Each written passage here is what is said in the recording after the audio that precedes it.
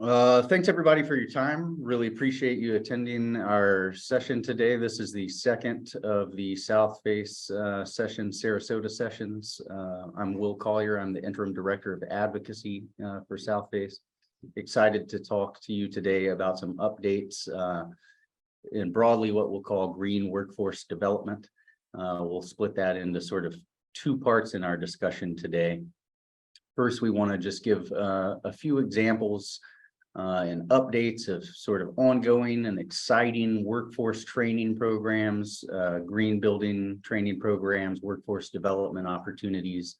And then the second half of the presentation, or the second part of the presentation, we'll spend some time looking at a few federal state funding opportunities, the agencies that are administering those, and the opportunities for our organization at Southface, but also within the broader coalition of nonprofits who are working in the sustainability and energy environmental spaces, how we can all think about and collectively pursue and take advantage of these funding opportunities for workforce development, especially focused on clean energy transitions in Florida and Georgia.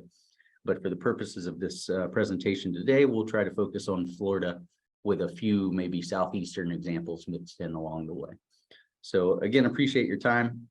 Similar to our previous set of videos, we've designed this presentation to have a lot of links in it, a lot of opportunities for audience members and those of you online. Appreciate those of you who are watching this on YouTube.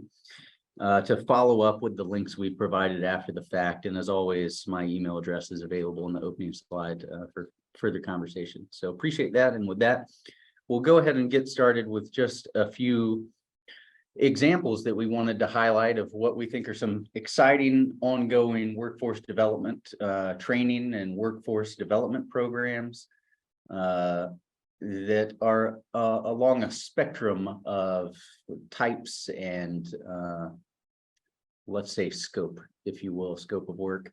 So we'll start off by talking about an excited sort of gown and town university led effort by St. Petersburg College to begin a solar technical apprenticeship program. St. Petersburg College has partnered with UCF, University of Central Florida, their Florida Solar Energy Center, to develop this technical apprenticeship program, technician apprenticeship program. And through this program, it's beginning now, and they'll be bringing 25 students, as I understand it, into the program. These students are currently employed with solar companies, and so this will be an additional certification for those individuals to go through a 12-month program with the end goal of the NABCEP certification, the North American Board of Certified Energy Practitioners.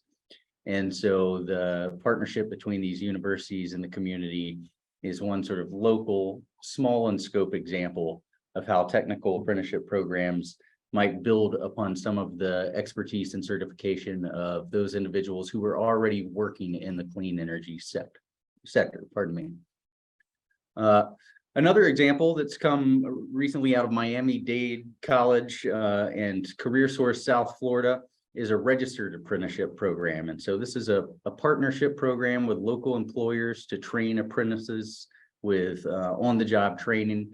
This program is unique in that it also offers some of those other additional benefits that are associated with free tuition or health insurance, some benefits that you might think about more commonly associated with regular employment opportunities than a certification program or an internship.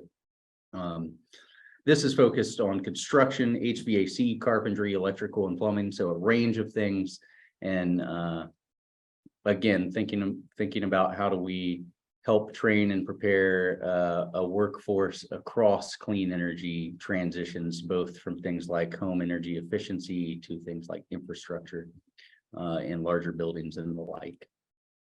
Another exciting program that is sort of at a state level, if you will, is the Florida Solar Energy Apprenticeship Program. So this is registered with the US DOE, Department of Energy, approved by the Florida Department of Education as an apprenticeship program. And it's in the formative stages and early career educational, high school and vocational opportunities for students to begin early career pathways to certification and workforce training programs, and recruiting students and early career professionals to join into the solar and clean energy industries. So that's an exciting one that you can follow up on. They have all of these programs that I've talked about so far are very nascent in the fact that they, are in early stages of development or currently just being rolled out. And so those are things you can follow along at the links provided and follow up with some of the popular press that is developing around these programs. So that these will be things that, will continue to develop over time, and that we'll want to follow and think about amongst our coalition of how we might fit in and leverage and complement some of these ongoing projects and work in Florida. So another one you can see here, we provide a link for at the top, is Rebuild Florida Workforce Recovery Training Program. And so this provides workforce training in the construction trade specific to extreme weather events, and Hurricane Irma most recently, to repair and rebuild damaged homes. And so this is something run through the state of Florida that you can follow up on, and I think has a lot of opportunity for future expansion and development with our Energy Foundation and other coalition partners as we think about the ways that extreme weather events, from heat waves to hurricanes, will impact Floridians and individuals throughout the Southeast. Also want to highlight, so on sort of a different scope or range from thinking about specific cohorts of individuals that you might bring through a workforce development or training program, to a larger scope. This is a project that our Good Use program at Southface has been involved with in Chattanooga, Tennessee.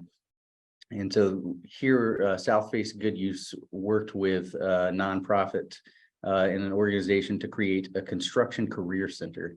So we provided the grant funding, or Southface Good Use rather provided the grant funding and the technical assistance to the construction career center. We're able to renovate a former school building and turn it into a high performance training facility and classroom for the career center. And now that center can focus on these three sort of broad categories in which it's doing its work: vocational training for high school students, senior and junior high school students, adult training for workforce training for adult users, and then also a construction career center to provide advice and career advice and opportunities beyond just the classroom opportunities.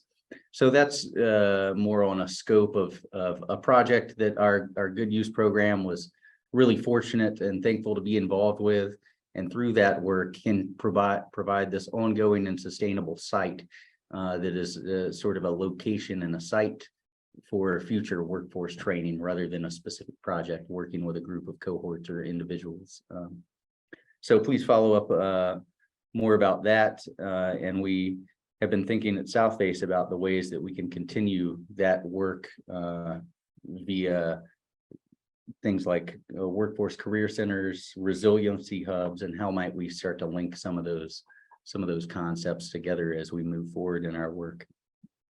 To switch gears a little bit, I want to talk about some funding opportunities for workforce development, some things that we're seeing emerge recently in the federal government, how it's being administered at the state levels, how it might feed into some of these programs or projects, both the ones that we've talked about as they continue and develop, but also new ones that we might think about both at Southface and in the coalitions we work with. So first, I'll start with the bipartisan infrastructure law. There are three sections of the bipartisan infrastructure law that are worth noting and looking into for workforce development and business owner development training programs. So they have the Energy Auditor Training Grant Program, the Career Skills Training Program, and the Building Training and Assessment Centers. The box here you see on the right-hand side of the screen is the information, the funding amount, a little more details for the Energy Auditor Training Grant Program.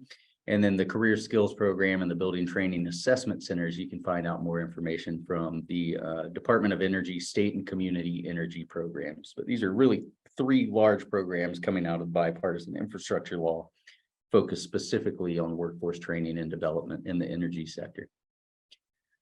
One to highlight from the Inflation Reduction Act is here, it's called the State-Based Home Energy Efficiency Contract Grant Program. And this is a $200 million pot of money that can be used to reduce the cost of training contractors, provide access to workforce development, and allow for partnerships and coalitions and with community organizations and community-based organizations to do this work. This funding was just reduced through the U.S. House. I think originally it was $313 million, and it's been reduced to $200 million, so at a loss of $113 million, but still a significant amount of money that will be distributed by the Department of Energy, again, the State and Community Energy Programs Office, through grants to do this workforce development and workforce training projects and work. This is as a part of the Inflation Reduction Act. These funds are available and will be distributed through state energy offices through 2031. And so, as you can see here in the milestones on the bottom right of this page, initial application deadlines and awards are coming up for this cycle.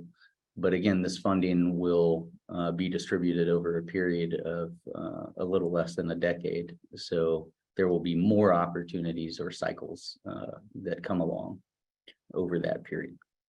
And again, this is administered through the state energy offices. And so a reason that our coalitions and our organizations will need to work closely and communicate with state energy offices across the states we work in the U.S. South. While we're here and while we're talking about funding opportunities, I thought it would be a good time to provide some resources for folks to follow up and use beyond this call. And so maybe some of you are familiar with this portal. This is called the Climate Program Portal, and it was developed at first just for state energy officials and nonprofits that work in the energy space. And now I believe the portal is open and available to all individuals, public and private. You can log in, sign up on the website, create an account, and it has some really great, spectacular tracking tools and dashboards for both the Inflation Reduction Act and IIJA, Infrastructure Investment Jobs Act. And so here you can see I've highlighted just one that relates a bit to our work or our topic today on workforce training. The Energy Efficiency and Conservation Block Grant Program you see here, I've highlighted on the left on this dashboard. That EECBG, if we want to get into acronyms, block grant program does have a certain amount of that line item that will go to local governments that can be used for workforce training and development. And so while nonprofits like Southface or organizations that are in the energy and environment spaces we work in can't necessarily apply for these block grants themselves, we can partner with and work with local governments, provide technical assistance to local governments in order to do workforce training and development portions of these EECBG grants. But mainly here, I wanted to put this on here also to highlight the power of the Climate Program Portal that you all can follow up with the links and use in the future. This is another example from the Climate Program Portal. This is from their 2022 annual report. So in addition to dashboards and trackers that are following the latest RFIs, opportunities to provide comments on sections of these federal laws, they also have created a dashboard to track outcomes of IRA and IIJA. And so through a lot of their dashboards and publications, you can start to see how some of these early funds have started to be implemented. The one I show here is related to low and no emissions program. This is one that many of our partners in the coalitions we work in, and including our really close partners in nonprofits like Clean Cities, Georgia, work very closely in the transportation space or intimately with the transportation space and with EV transitions. We can see here how some of this money in the low and no emissions vehicle program has been distributed through 2022, and some of the large recipients of these funds. The reason I put this here to call it out in this specific presentation is because these three really meaty large recipients, New York, Massachusetts, and California, have workforce training and development components of that low and no emissions vehicle program in order to train individuals and bring individuals into a workforce to help prepare for the infrastructure transitions that are necessary with transition to electric vehicles across the US South. So things like this are things we'll continue to keep an eye on in the ways that workforce training is a critical piece and a critical component of so much of the funding and energy transitions that we'll be going through and being a part of over the next several decades. That in many of the funding opportunities, you'll see workforce training is a component of a larger funding portfolio, for example. So with that, I'll stop there. That is, just a non-comprehensive, incredibly small sample of a few exciting workforce and workforce training and development programs and opportunities that are happening both in Florida and then the example in Tennessee to think sort of on a sustainable, larger scale and scope. But I appreciate you listening today, and I'll stop there and open it up for any questions that folks might have, and we can just have an informal conversation about what are some opportunities for workforce training currently in Florida, and how might we work together as coalition partners to think about and develop that work. So I appreciate your time, and I'll stop there and take any questions.